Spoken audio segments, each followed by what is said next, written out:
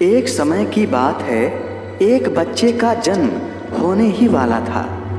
इसलिए वह बच्चा सोचा कि जब तक जन्म नहीं हो रहा है तब तक भगवान से कुछ बातें ही कर लूं।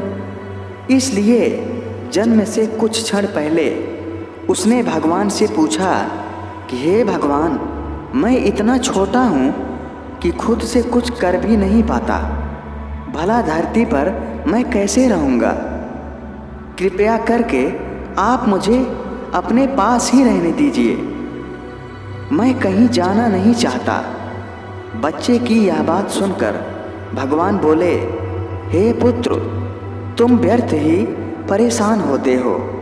मेरे पास बहुत से फरिश्ते हैं। उन्हीं फरिश्तों में से एक फरिश्ता हमने तुम्हारे लिए पहले से ही चुन रखा है। वह तुम्हारा ख्याल रखेगा।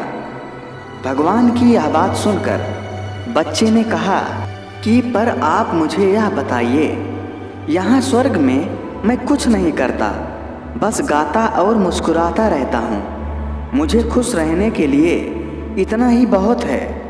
यह सुनकर भगवान ने कहा कि हे पुत्र, तुम्हारा फरिश्ता तुम्हारे लिए गाएगा और हर रोज़ तुम्हारे लिए मुस्कुराएगा भी, और तुम उसका प्रेम महसूस करोगे और खुश रहोगे। हे पुत्र, जब वहाँ लोग मुझसे बात करेंगे तो मैं कैसे समझूंगा? मुझे तो उनकी भाषा नहीं आती।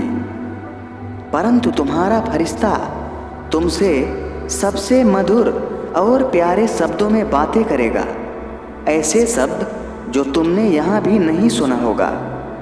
और बड़े धैर्य और सावधानी के साथ तुम्हारा फरिश्ता तुम्हें बोलना भी सिखाएगा। यह सुनकर बच्चे ने कहा कि हे भगवान, और जब मुझे आपसे बातें करनी होगी तो मैं क्या करूँगा?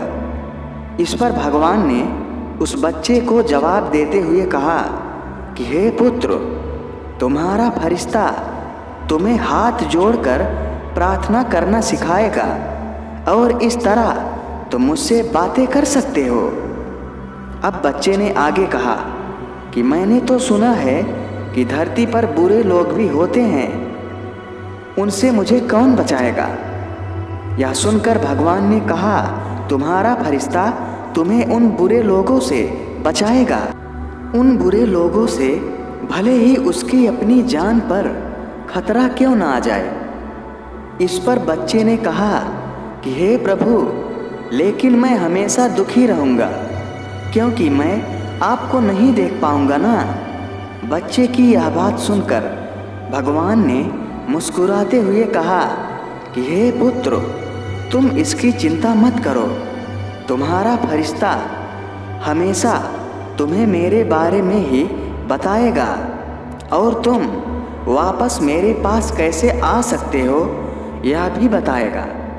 उस वक्त स्वर्ग में असीम शांति थी, पर पृथ्वी से किसी के कराहने की आवाज़ आ रही थी। बच्चा समझ गया कि अब उसका जाने का समय आ गया। उसने रोते रोते भगवान से पूछा कि हे भगवान, अब तो मैं जाने वाला हूँ। कम से कम अब तो उस फरिश्ते का नाम बता दीजिए। भगवान ने कहा कि देखो पुत्र, फरिश्ता का नाम कोई महत्व तो नहीं रखता है, पर तुम इतना जान लो कि तुम उसे माँ कहकर पुकारोगे। दोस्तों, वास्तव में माँ ईश्वर द्वारा भेजा गया एक अनमोल फरिश्ता होता है, इसलिए माँ ही होती है। दोस्तों, आशा करता हूँ कि आपको यह वीडियो पसंद आया होगा। अगर आप अपनी माँ से प्यार करते हैं तो इस चैनल आयुष भक्ति दर्पण को लाइक, सब्सक्राइब, कमेंट और शेयर भी ज़रूर करें। धन्यवाद।